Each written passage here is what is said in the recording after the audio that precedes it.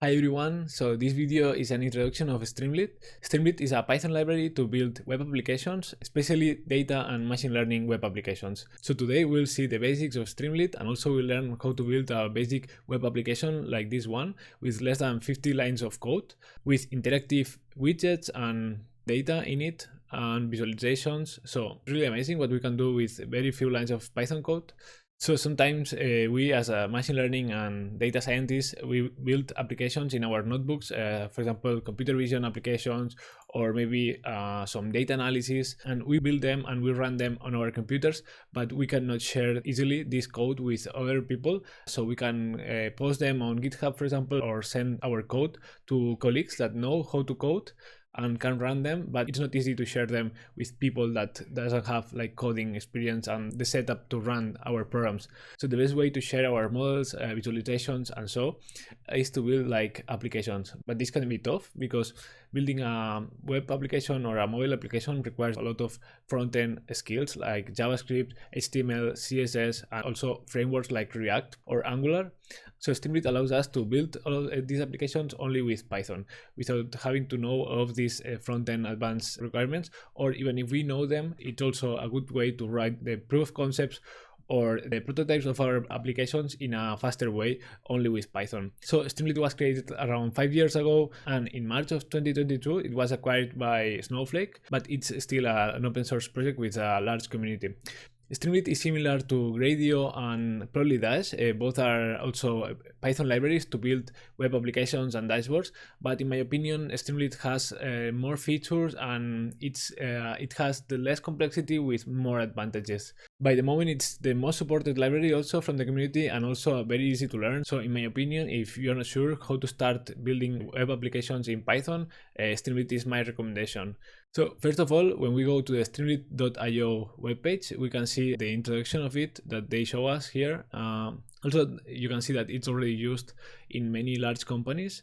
I use it in personal projects, but also in professional ones, especially for internal applications or to build proof of concepts. So it's the best way to start implementing your data and visualizations or machine learning models in a Streamlit application so fast as a data scientist. And then when you validate it with some users and you know after some iterations how the final application will be, then you are free to go to some front ends and build an already quite mature product without having to iterate many times with them. Here they tell us also how to install it and how to run an example. We'll see this in a few.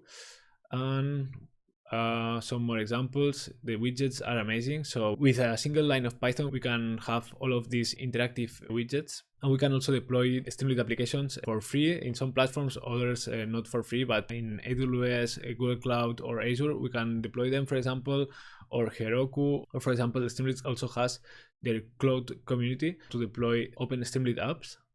And here we can see from the gallery, we can check it. And here we can see some demo applications or built from the community. We can see here different types of applications to get ideas or to understand how to build similar things as the ones that we want to build. For example, if we go to this one from geospatial applications, and we can see this demo, for example, they are running video images from different sources of satellite.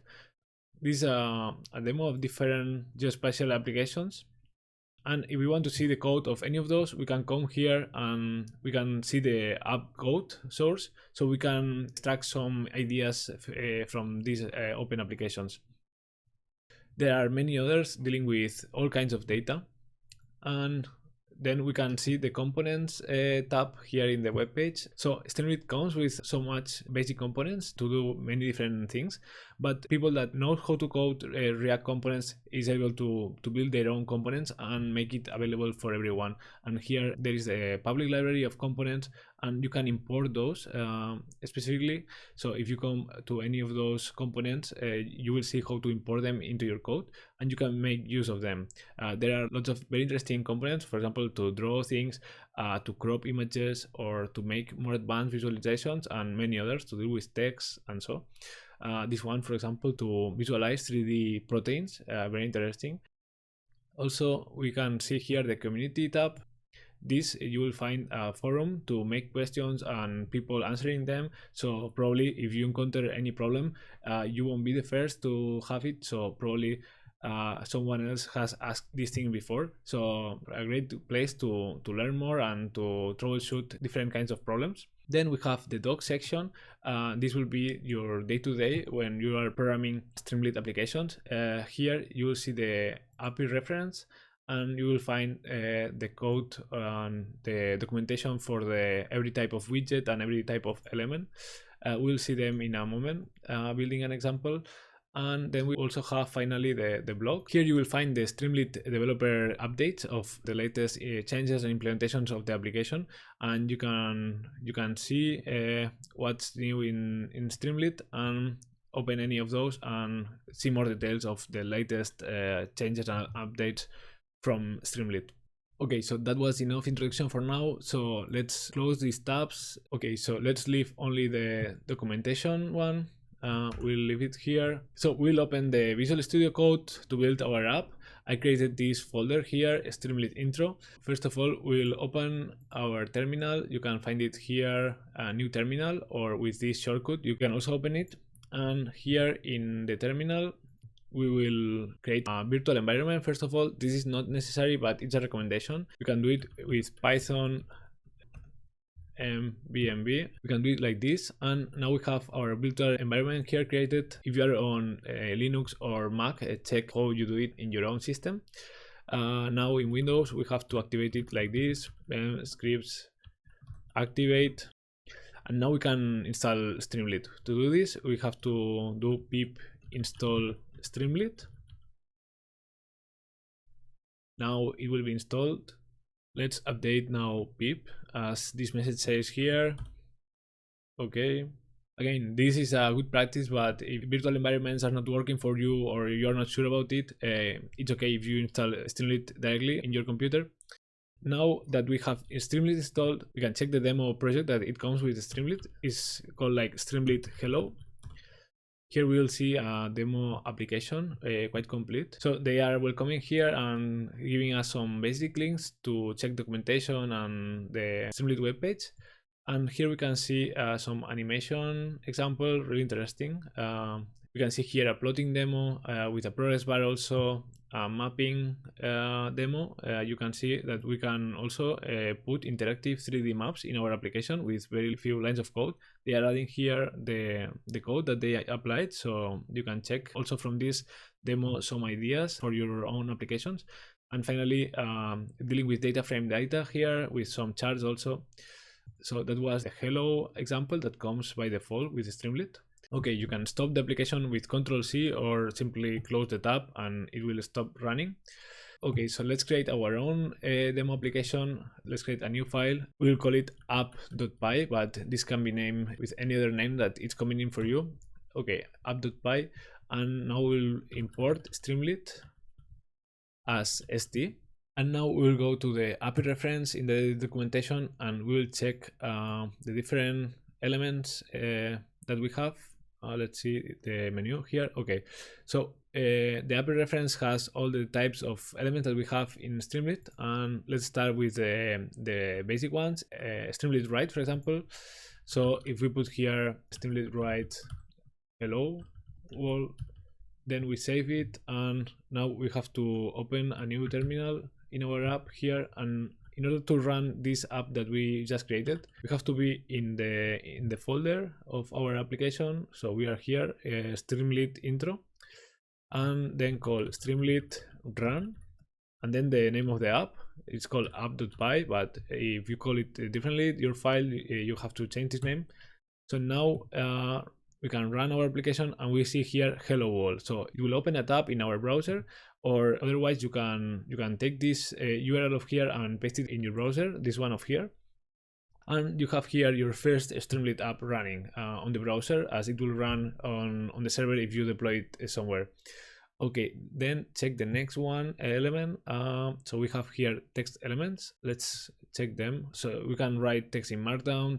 We can write titles, headers, subheaders without knowing about HTML. So this will be like H1, H2, H3 of HTML, but we don't have to know them in order to write it.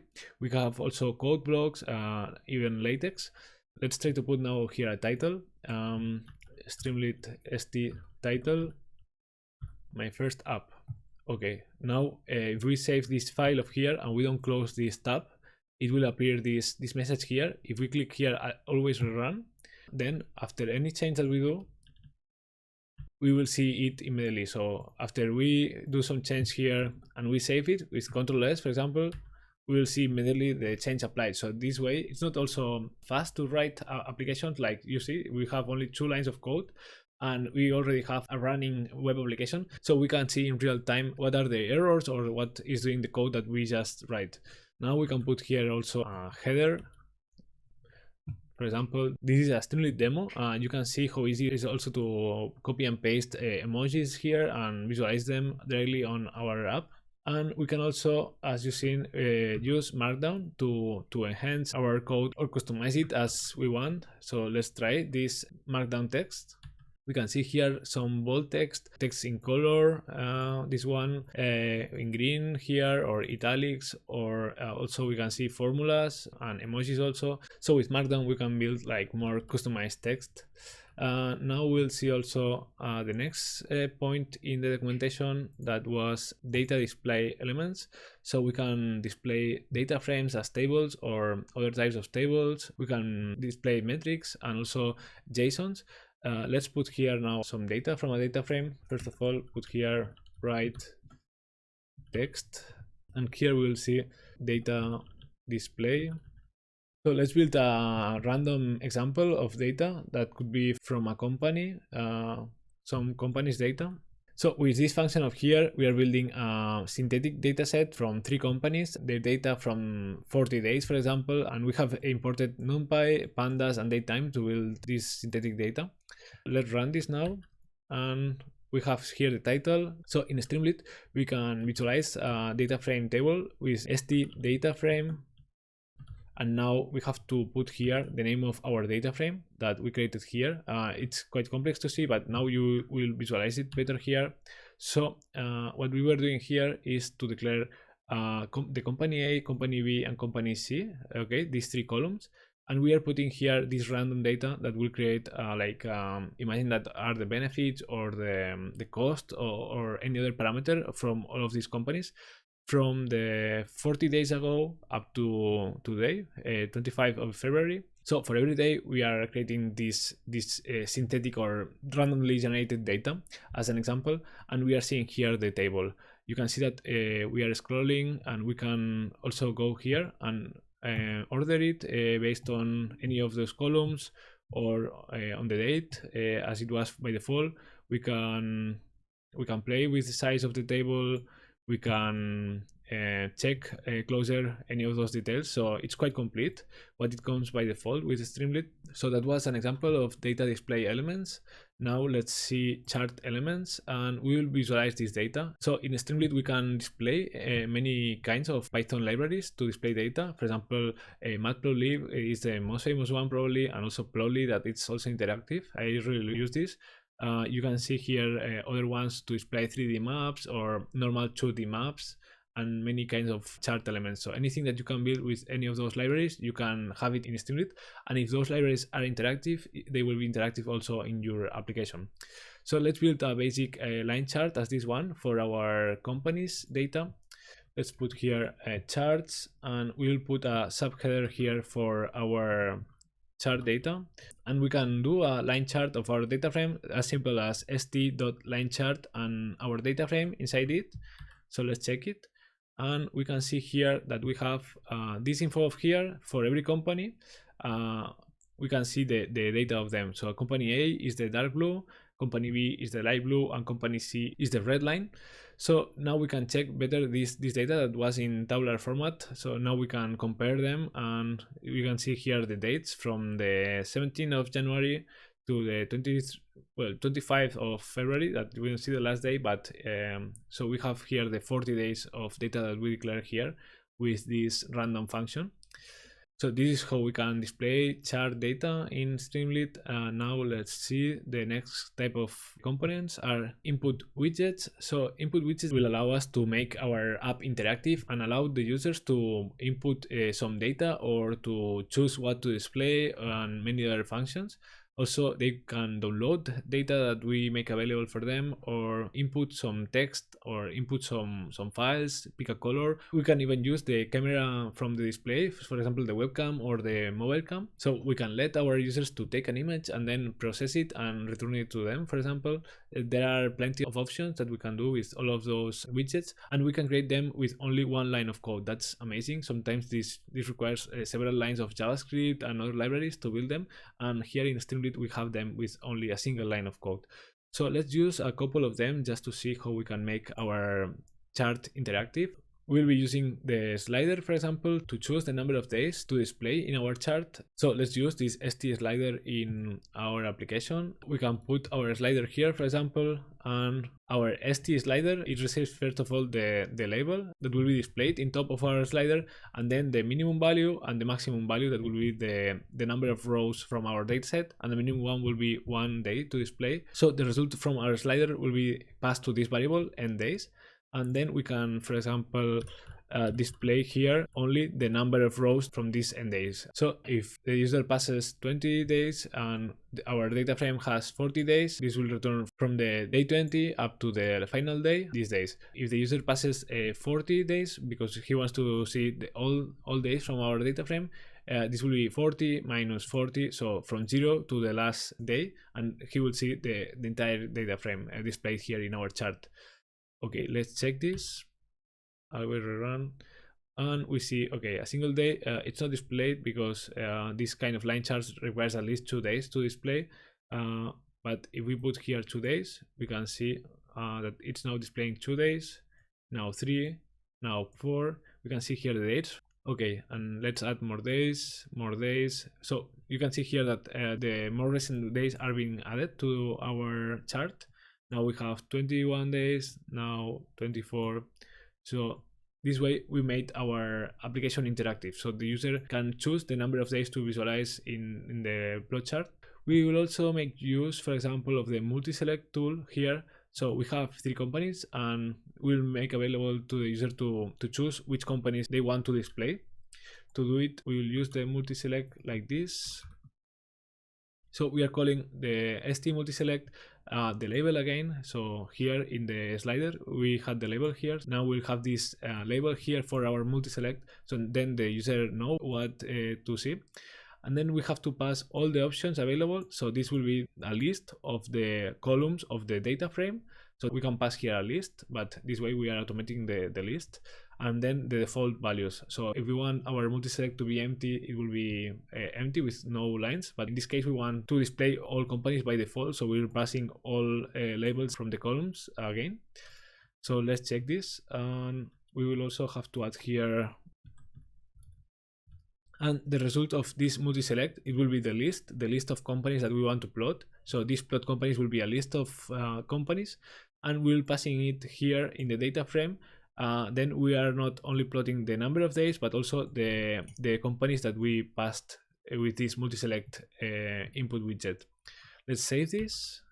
And now we see here that in top of our chart, we have this multi-select, and as default, we have company A, B, and C. But now if we delete, for example, the company C, we no longer see it in our chart. We only see A and B. Now we can only see A, for example. And if we want to put again any of those, we can select it here, and now we see again C here. For example, the slider still works as before, and now we have more ways to interact. So following our API reference here, we have our widgets, and then we have media elements. So we can display images, audio, or video. So let's see how we can show some images in our application. So I'm adding here an image to our project. Is this example landscape image? It's a PNG image. So then in order to open this image of here, we will need to import the PIL library. With this, we will be able to deal with images. Now we'll open our image to this variable of here, and then we will be able to display this image with the STImage method. And here we have our image. So there are some ways to deal with image sizes, and so we could make it larger or smaller depending on our needs. And then we can also see, for example, how to display a video. This image we imported here from a file that we have here in our project, but this could be also a URL from an image already uploaded on the internet. So for the video, we'll bring here not a file video but a URL from YouTube, for example. So it is as easy as copy and pasting here a URL from a YouTube video, and then we don't need to upload heavy files on our system. And we have here our video. A little bit of promo here. Okay, in a single line of code, we have a YouTube video embedded in our web page. So that was the media elements demo. Let's go to the next chapter of our API reference, and it's the layout and containers. So this is very interesting because we have 6 options to play around with our app layout. So far we haven't used any of them, and we have all elements stacked in top of each other. But using these elements of here, we can improve the UI of our application. For example, we can create a sidebar and put in there some options. We can have different columns to put things side by side and use better the white space of our application. We can have tabs in our web in order to click different sections of our application. We can expand some information, and also we can play with containers and putting empty elements there to be filled later. So let's use, for example, columns in our application. First, we can put this image and this video side by side so they don't use that much space and we can see them better. So in Streamlit, we create columns with this command of here, st columns, and then we can pass the number of columns that we want, or we can also choose the size of them. But now we'll be creating 2 columns with the same size, and we are passing these columns to this variable. And in order to create the columns, we have to put with calls the first column here. Now we see that our image that was here declared, it's occupying only the half of the space, because now we created here a column and here another column that is empty for now. So now we can put the video side to side with the image, declaring here with calls 1, so the second column. And now we have the image and the video side by side, so we are using better the space that we have in our application. So now our app is not using the entire space, but here there is an option here that we can put this in code in the settings of the web page, but for now we don't see this. So now with this option we are using the entire width of the application, and maybe in this format the image and video are better seen like this, side by side.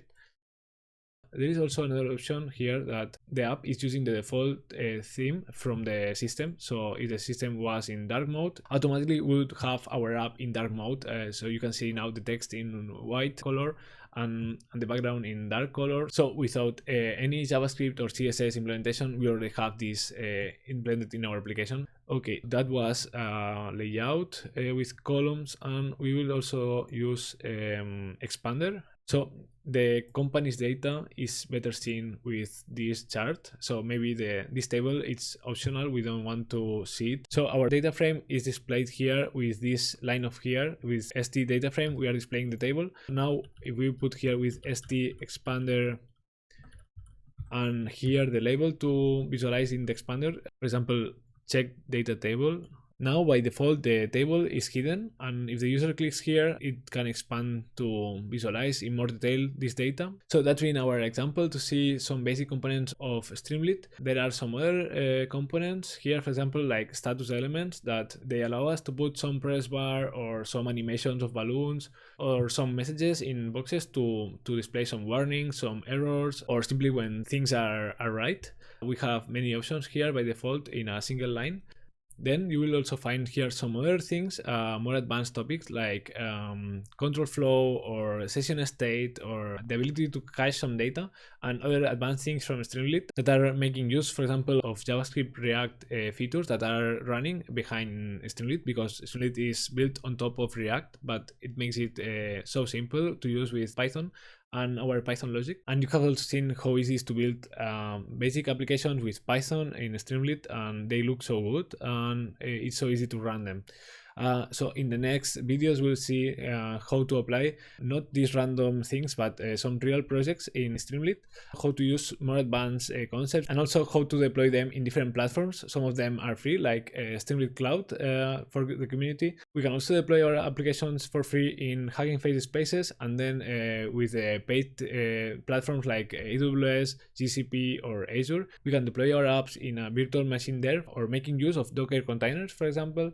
and we can also deploy them in our servers. So you'll find the link to this code in the comments of the video, and in the following videos we'll be solving real machine learning projects, not with this random data, but problems with real data, and we'll be making models to solve them and data visualizations. And also I will show you how to create your data portfolio in order to implement all of those projects into this Streamlit application that will be your portfolio with the main page with your information, and then every project in a separate page, and we'll be deploying it for free. So make sure to subscribe to see this new content coming the following days, and I hope that you learn something new. Bye bye.